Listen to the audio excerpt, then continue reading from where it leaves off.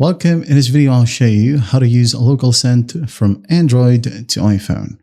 All right, so as you can see on the right-hand side, I have my Android device, and at the left-hand side, I have my iOS device. So on your Android, open up LocalSend. So if you want to send some files from your Android to iPhone, make sure that you go ahead and look for these tabs and tap on Send. Okay? And do make sure as well that all of your devices are currently connected to the same exact Wi-Fi connection.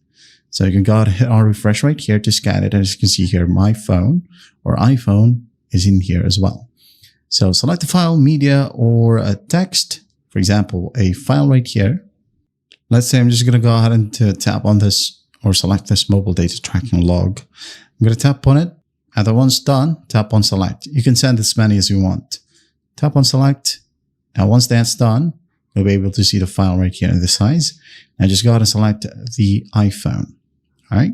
So tap on iPhone. As you can see here on your Apple device, it will say my Android wants to send you a file. So just tap on accept. And once that's done, tap on the done button. Now, if you want to see where it was saved, you can just go ahead over to receive right here and then go to the top, tap on the resends icon. And then here we have it. You can just tap on it to open it up.